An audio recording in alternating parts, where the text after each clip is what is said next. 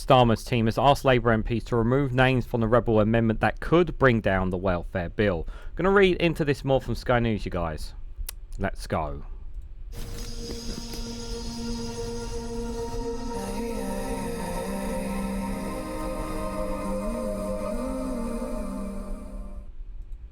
Good morning, good afternoon, good evening, wherever you are in the world. This is Reganelite here from an article from Sky News with a headline that Starmer's team has asked Labour MPs to remove names from the rebel amendment that could bring down the welfare bill. Cabinet ministers have been calling Labour rebels unhappy with the government's welfare reforms ahead of the country vote next week. One MP says a cabinet minister warned them defeat will trigger a leadership contest.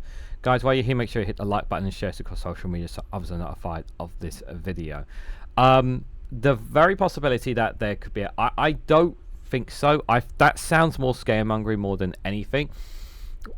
And I want to make this clear because I've talked about this in quite a few live streams already, and I want to make this clear here to you guys, the viewers here, because it's really, really important to understand that I generally believe that the welfare system does need to be reformed. I generally believe that amendments and changes need to be made.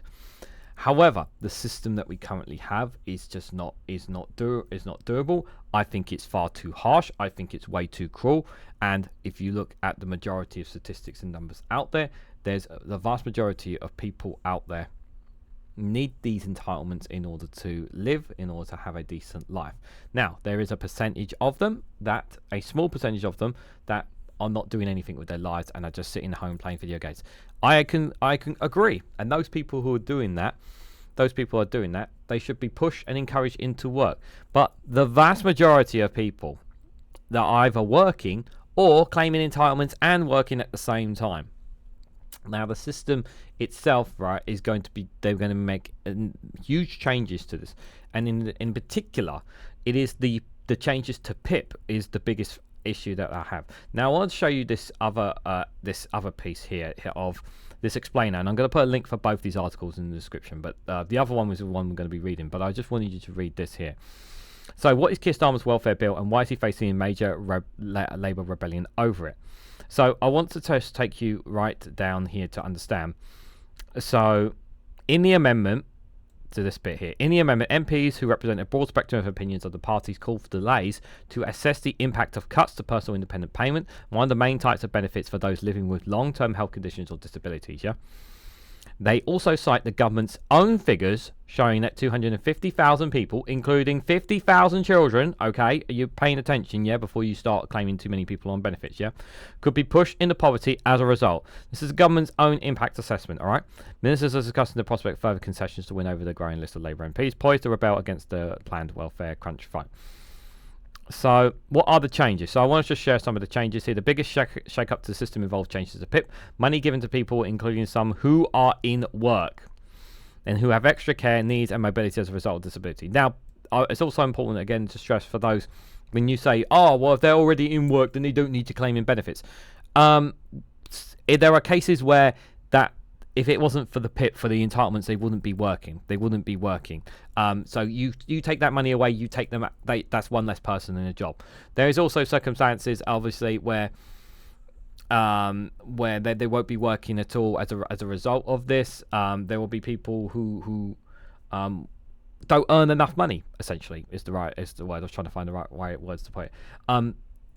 There are jobs out there where you work a minimum wage, and it's still not enough for you to pay your bills. You work the minimum of wage. That's not enough for you to pay for rent, especially if you're single and you're alone. Like, there are lots of people who are single mothers, single men, single fathers, single people who, like, on the minimum wage and have to claim PIP because guess what? There's not enough money for them to pay for all their bills, and they need subsidies to help keep them going. Do you understand how difficult it is for people to be able to afford a home, afford to pay their bills?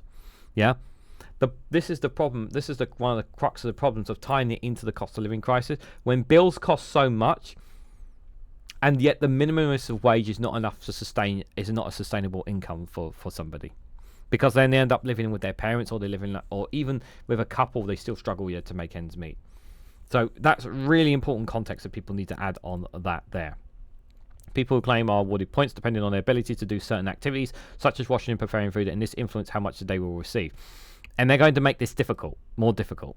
Okay, there are two components of PIP: the living component for everyday activities and the mobility component for getting around. All right.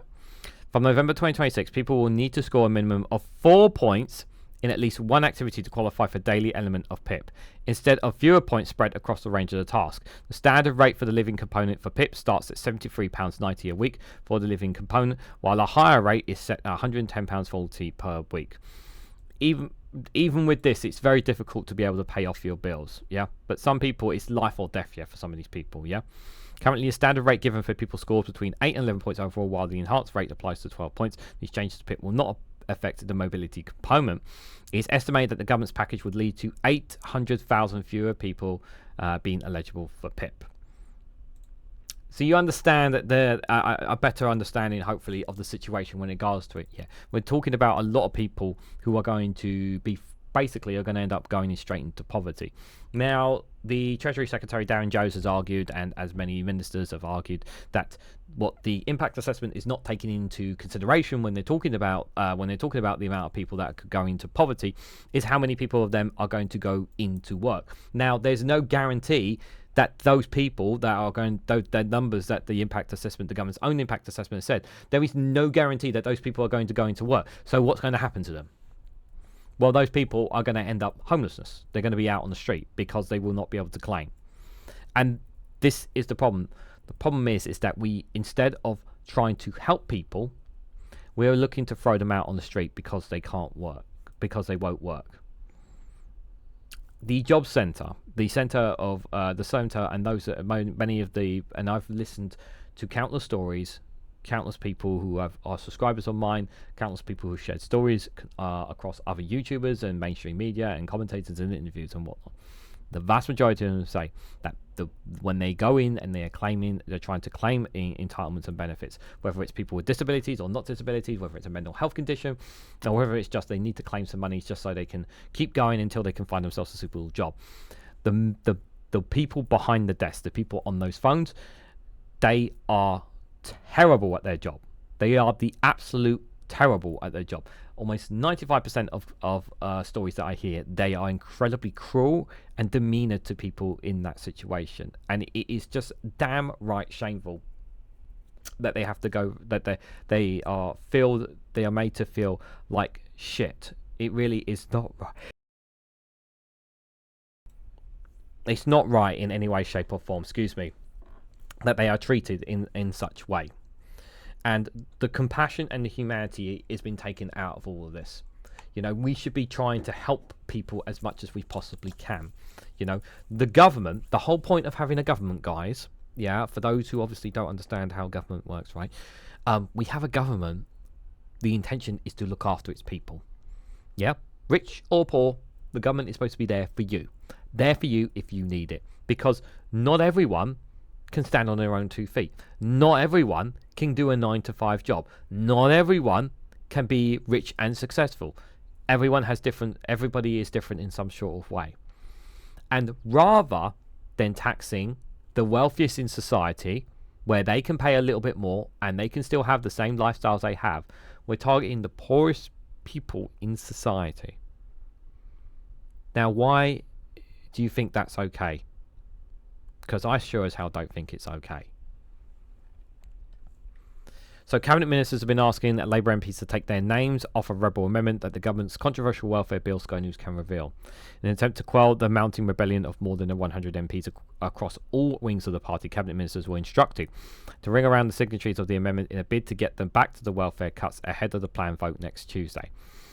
So 2 Labour MPs said they had been asked if they would take their names off the amendment, while one was asked if they would be prepared to abstain on the bill next week. One Labour MP said the more they tell people to take their names off, the more names are added on. Others were also told their actions could provoke their fresh leadership challenge, and that they were aligning themselves with Nigel Farage in a bid to get them to back down. I had a conversation with a senior cabinet minister yesterday who basically said if the government is defeated next week, it will trigger a leadership contest, a Labour MP said. I don't buy this, that a leadership contest will be done as a result of this. The problem is that they're not listening to the concerns. They don't understand that the changes to the PIP will lead to more people going into poverty as a direct result. More people will go into poverty as a direct result. There's a lot of things in the welfare system, in the welfare changes that are okay, but we're talking about those who are able to apply for personal independent payment. They're making it even more difficult for people to apply. It's already difficult enough. If anyone tells you that it is easy to apply, I dare you in the chat. Tell me how easy it is. Because I have not heard a single story of anyone who's applied telling me how easy it is. It is a nightmare for people. It is extremely difficult. It is very volatile. It is hell for people to try and claim entitlements. And they're going to make it even worse. And let's be honest, let's also open up another cat worms about this. If this was the Conservatives, it would be a lot worse than what Labour are doing.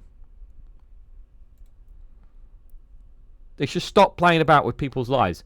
And it is so unfair to people with stress and anxiety, over this.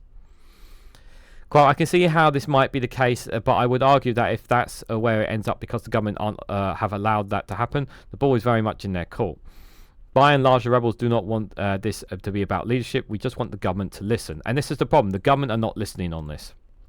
Another added that while they have not received a call from the cabinet ministers, they knew some colleagues are told that there will be a leadership challenge or general election, which is utter nonsense, adding everything is all over the place. This is scaremongering by the cabinet. They are whoever is the mastermind behind this bill is the masterminds behind this. And whether I think it's more than Sweetie who's the one who's pulling the strings. They need to be told, listen, this is not going to happen. This Labour rebellion needs to continue to grow. It needs to continue to grow. It needs to get to a point where Labour are basically told, you either ditch this or you're going to lose, basically, and it's going to be embarrassing. The amendment, if passed, would effectively kill the government's welfare reforms by failing to give it a second reading in the Commons. It calls for a delay to the £5 billion package to assess the impact of cuts to personal independent payment, and expresses concerns about the government's own figures showing 250,000 people could be pushed into poverty, including 50,000 children. This is the problem. You're not talking about these here, yeah? And as I said, they're not taking this into account. The fact the amendment was tabled by Dame Heg Miller, chair of the Treasury Select Committee, with support of 12 other Select Committee chairs, has alarmed Downing Street and has the sheer scale of the rebellion. At least 123 Labour MPs have signed the public amendment, but Sky News understands more names are likely to appear in the coming days. Whilst Sir Keir Starmer and his deputy Andrew Rayner have insisted the vote will go ahead next Tuesday, the decision to instruct cabinet ministers to call around colleagues suggests the government is concerned about potentially losing the vote. Now remember, bear in mind, that while over 100 MPs may be against this, they still have 400 MPs. Yeah, they still have over 400 MPs. Okay, and there is still a possibility that the Conservatives could side with them. And if the Conservatives side with them on this amendment, on this bill, it will pass without a shadow of a doubt. But there's always an outside chance, and I say an outside chance, that it could be defeated. So there needs to be we need to talk about like 150 to 200 Labour MPs to really put to really crank the pressure on this government. Like over 100 is enough. I think the highest number I heard was 130. I don't know if that's still increasing as we speak. So they got the list here to see if your MP is planning to rebel against Labour's welfare bill. They have here, tap on the column header to reorder the table here. So they're showing MPs listed in all of how early they plan to rebel became known to Sky News apparently. So apparently all these are potentially likely to rebel apparently. A Labour MP who signed the amendment said that most rebels wanted the government to pause the proposals pending a proper consultation. They said the fact that text of the bill had been published before the consultation had closed was proof the government was not listening. Another MP said they have raised concerns that if constituents are moved from PIP to universal credit, they could potentially exceed the benefit cap, which could disproportionately hit those living in cities where the cost of living is higher.